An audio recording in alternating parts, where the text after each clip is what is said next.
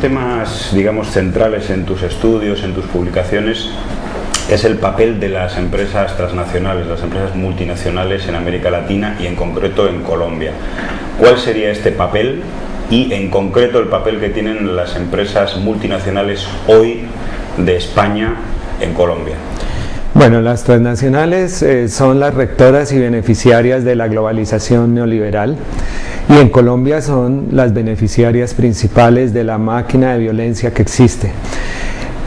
Las transnacionales españolas o de origen español están presentes en Colombia, especialmente desde la década del 90, y han logrado copar especialmente el sector eléctrico del país en su ingreso.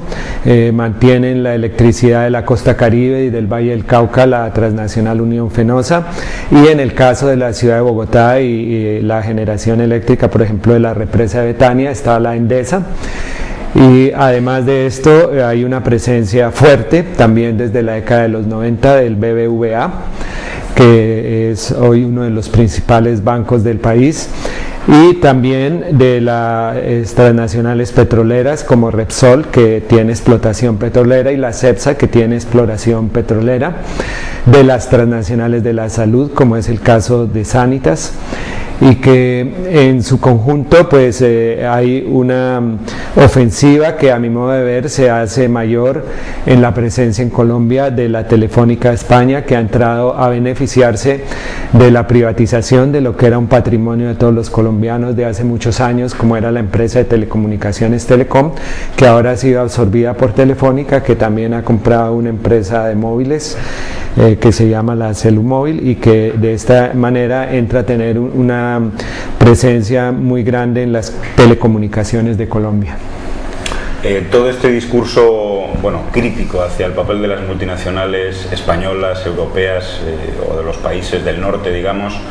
está de alguna manera silenciado en los medios de comunicación, ¿no? Tanto de los países del norte como de países como Colombia, ¿no? ¿Cuál sería el papel que tienen, por ejemplo, los medios? Pues es que los medios son de las transnacionales, ¿no? Si tomamos, por ejemplo, todo el grupo de Time Warner, CNN, del grupo, está ligado a todo el grupo del Citibank, que es el principal grupo de capital transnacional que existe, y si tomamos los medios colombianos, están precisamente ligados a los grupos financieros y en primer lugar precisamente a las transnacionales españolas, porque tenemos que el único diario del país ha sido comprado por Planeta, es decir, por La Razón, y pasa a ser un vocero del capital transnacional español, como lo es también la cadena radial Caracol, que es del grupo Prisa, o el otro gran grupo de comunicación en Colombia, que es RCN, que es del capital financiero local del señor Ardila Lule, que es el principal productor de agrocombustibles, de etanol, de azúcar, textilero, uno de los grandes capitales del país. Entonces obviamente no van a ser ellos quienes hagan eco de las críticas que se hacen a ellos mismos.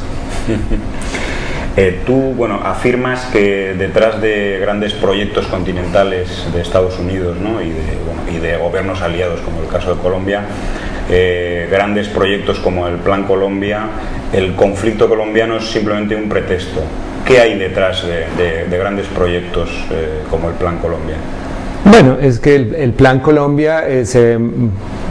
proyectó, se presentó a la opinión pública como un proyecto para eliminar el narcotráfico. Y esto desde el principio alertamos que era mentira, que los métodos que usaba ese Plan Colombia, lejos de eliminar el narcotráfico, lo iban a sostener, y esto se ha probado históricamente. Hoy no podemos decir que el Plan Colombia ha disminuido la exportación de cocaína en Colombia en 1 gramo, y en cambio apoyó en la práctica la proliferación del paramilitarismo, que se convirtió en la principal red de narcotráfico. Y tenemos que, por ejemplo, el principal jefe paramilitar de Colombia, el señor Mancuso, resultó ligado a la Drangheta, que es la mafia calabresa que traía o trae la cocaína a Italia y a España, y que ha sido sindicada por la propia justicia italiana y española, y que en esta medida el Plan Colombia no solo no ha contribuido a eliminar el narcotráfico, sino que lo ha sostenido. Entonces, ¿qué buscaba el Plan Colombia? Lo alertamos desde un principio, porque lo decían ellos mismos. El senador Coverdell de Estados Unidos, el 10 de abril del 2000, en el Washington Post escribió algo que ha sido el programa real del Plan Colombia, donde decía que había que intervenir en Colombia para controlar a Venezuela y Ecuador, que si se hacía la guerra en Irak, que era tan lejos, con mucha mayor razón en Colombia, Venezuela y Ecuador, que eran el patio trasero donde existía la mayor producción petrolera del continente, caso Venezuela,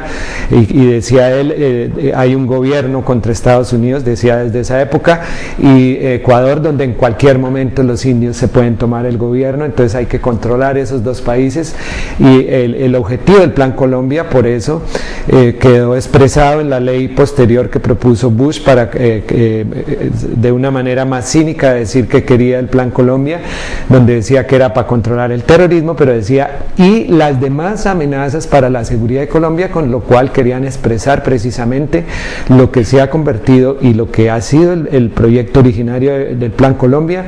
un intento de aprovechar la situación de violencia y la máquina de violencia que existe en Colombia para dirigirla contra los procesos de cambios que hay en Sudamérica y en particular contra los pueblos de Venezuela y Ecuador. En algunos de tus artículos hablas de un concepto que es el paraneoliberalismo. ¿Qué significa esto? Significa que en Colombia la estrategia neoliberal, la política neoliberal y la doctrina neoliberal están íntimamente ligadas con la estrategia paramilitar. Así como en América Latina en general y en Sudamérica, el neoliberalismo llegó con las botas puestas, es decir, con el golpe de Estado de Pinochet. En Colombia el neoliberalismo se ha implantado y se ha impuesto gracias a la estrategia paramilitar, mediante la cual, por una parte, los grandes propietarios han concentrado la propiedad de la tierra, pero por otra parte se ha liquidado al movimiento sindical, exterminando su liderazgo más consecuente con más de 2.600 asesinatos y de esta manera destruyendo la legislación laboral en la práctica, sometiendo al 40% de los trabajadores formales a ganar menos del salario mínimo y privatizando las empresas que eran la riqueza de los colombianos, las empresas de servicios públicos, la salud, la seguridad social, que no era del Estado sino era de nosotros trabajadores que hemos cotizado para la seguridad social, y nos están vendiendo las clínicas de los niños que eran de nuestros recursos, y privatizando también el petróleo, gracias a la violencia de los paramilitares.